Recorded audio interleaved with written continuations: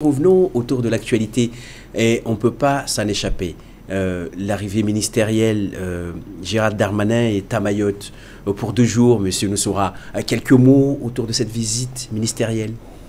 Nous sommes sensibles à l'avenue du ministre de l'Intérieur qui est le deuxième homme du rang gouvernemental. C'est le deuxième homme après le Premier ministre. Donc c'est pas rien. Donc le cœur de la France est à Mayotte parce que le ministre de l'Intérieur est aussi ministre et le ministre de la grande sécurité du territoire. Donc c'est lui qui assure l'aller et le retour de chacun d'entre nous. Donc on peut dire qu'à Mayotte, au moins aujourd'hui, nous devons être contents, on doit être sûr de pouvoir bouger parce que le monsieur sécurité est à Mayotte. Donc il faut saluer la venue du ministre à Mayotte. Parce qu'il se fait un temps où on ne pouvait plus sortir, on ne pouvait plus aller manger librement, on ne pouvait plus aller dans les mazaras librement, où on se posait des questions quant à la survie, la vie de demain. Donc il faut saluer le travail. Ombouchou a été, ce qu'il a lancé lui, ce fameux Ombouchou, a fait que nous sommes en train de sortir la tête de l'eau. Donc on peut le saluer. Mais je dis que c'est justement parce qu'on peut sortir la tête de l'eau que nous pouvons remettre sur la table les revendications de base. J'irai très simplement en disant que Mayotte, c'est la France. Nous sommes en France ici. Et que donc les conditions de vie normales qu'on a en France, qu'on a donc à Paris, qu'on a à Nice, qu'on a à Strasbourg, qu'on a à Saint-Denis-la Réunion, devaient être ici normales. Jusqu'à maintenant, la vie était anormale par rapport à ce qui est normal. En France, Mayotte a vécu anormalement.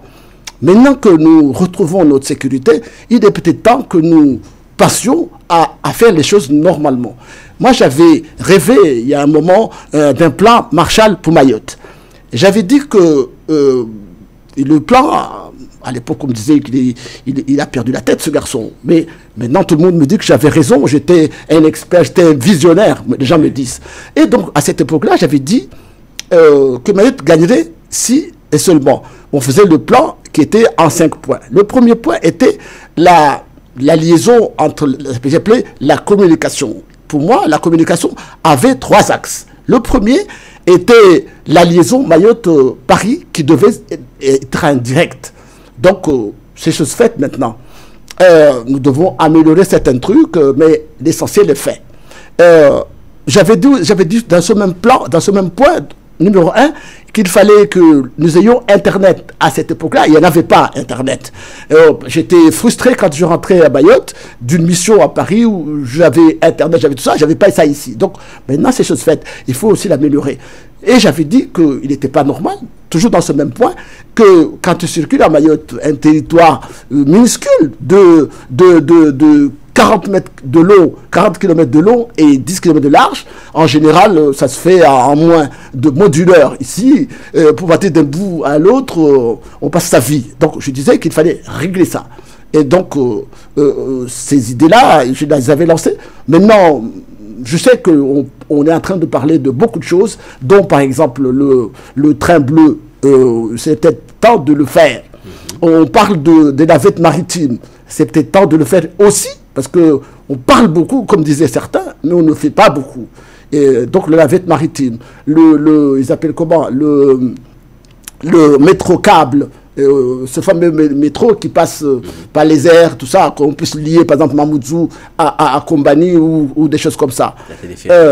Tout ça, pas mal de choses donc on peut régler. Donc le deuxième point, pour aller vite, le deuxième point que j'avais soulevé, c'était qu'on devait faire en sorte qu'on ait suffisamment à manger, parce que comme je sais que la natalité à Mayotte est exponentielle, donc nous allons avoir un problème dans la vie de tous les jours. Donc il fallait que l'alimentation, tout ce qui concerne la vie de tous les jours, soit mis en avant, qu'on aide les gens, ceux qui font à manger, ceux qui travaillent la terre, on les chouchoute pour qu'ils comprennent que c'est important. Mais qu'en parallèle, j'avais dit que le lycée du Coconi devait monter en gamme pour qu'il y ait des endroits qui font des ingénieurs en agronomie, des choses comme ça, pour qu'on puisse penser à l'avenir. Donc, c'était le deuxième point. Il fallait avoir à manger pour nous et pour les visiteurs. Le troisième point, j'avais dit qu'il fallait encourager à la fois donc la restauration scolaires pour que les enfants de toi, Marcel, et de moi, qui levons le matin, nous allons partout et nous laissons derrière nous. Donc on doit préparer l'avenir en leur donnant à manger de façon équilibrée et contrôlée. Et donc, il fallait qu'on crée ça. Mais en même temps que nous allons dans le territoire, nous devons avoir des restaurants un peu partout pour que nos midis se passent mieux, ou même nos soirées, quand on a envie de faire des sorties avec monsieur et madame, ou tout seul, mais on est à manger. Donc, c'était le troisième point. Le quatrième point, j'avais dit que tout ça serait extraordinaire si on avait des maisons qui étaient confortables. Moi, j'appelle une maison confortable une maison qui respecte, qui a un salon, qui a une chambre à coucher avec le confort qui convient, qui a un endroit pour faire à manger, donc une cuisine, qui a aussi un endroit pour faire les besoins essentiels. Tu as bien compris, Marcel. Donc, si on a ça, on est confortable. Mais sache que de 84 à aujourd'hui, Mayotte a fait un bond, parce que les gens se sont précipités pour construire des maisons, mais beaucoup ne sont pas dans ce que j'ai dit là. Donc je disais qu'il fallait aider les gens qui ont leur maison, il faut les saluer, mais les aider à ce qu'ils puissent se mettre aux normes. Mais que de maintenant à l'avenir, d'ici 20 ans, on doit faire en sorte que désormais nous nous battons pour qu'il y ait des maisons suffisamment pour nous et des maisons pour ceux qui viennent, pour qu'ils aient le choix de pouvoir se... Mais je disais que la catastrophe, si jamais il y a une catastrophe, on n'a pas de maison pour le logement d'urgence. Et s'il y a des gens à reloger par telle ou telle circonstance, on doit le faire. Donc, un travail était à faire. Et le dernier, à l'époque, je disais qu'il fallait...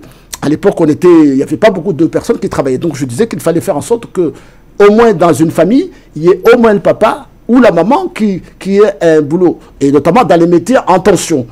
Mais j'avais demandé aussi à l'État, 3 sujets que j'avais demandé à l'État. J'avais demandé à l'État que l'État s'occupe de 3 choses. L'occupe de l'école, pour que les enfants qui vont à l'école et les gens qui enseignent soient dans les conditions. Donc, je dirais même plus que si on veut faire une évolution, comme disait Mandela, il faut le faire à l'école. Donc nous devons chouchouter les gens qui vont à l'école. Parce que c'est eux qui fabriquent nos enfants de demain. Donc nous devons investir dans l'école.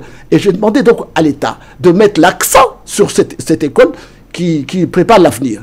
Et j'avais dit donc, deuxième chose à l'État, il n'était pas normal que quand on est malade, quand on est fatigué, on a besoin d'être, quand on passe à la mécanique, à l'entretien, qu'il n'y ait pas de place à Mayotte, qu'il n'y ait pas de moyens visibles pour pouvoir se soigner. Donc l'État devait mettre les moyens pour cela. Et j'avais dit aussi que ça commençait à faire peur à cette époque-là, il y a déjà plus de 10 ans. On commençait à entendre des couteaux sortir un peu partout. Et donc, j'avais dit il était le moment de penser à la sécurité. Donc, 3 choses. L'école, la santé et la sécurité étaient les maîtres mots. Parce que si on installe cela, on a assaini, on a rafraîchi la terre, les gens, les privés, peuvent investir. Voilà le travail que j'avais dit il y a plus de 10 ans. Donc, maintenant que le ministre est venu à Mayotte, maintenant que les choses commencent à s'installer, je lui dis que le moment est venu de penser à un plan, programme pour Mayotte. Ils avaient parlé de loi Mayotte. Et c'est peut-être le moment, mais en y mettant les ingrédients nécessaires pour que le Mahorais puisse avoir toute sa place dans la France, et toute sa place pour pouvoir défendre le rayonnement de la France, aussi bien ici à Mayotte que partout. Et j'avais dit quelque chose aussi. Les Mahorais sont des Français comme les autres.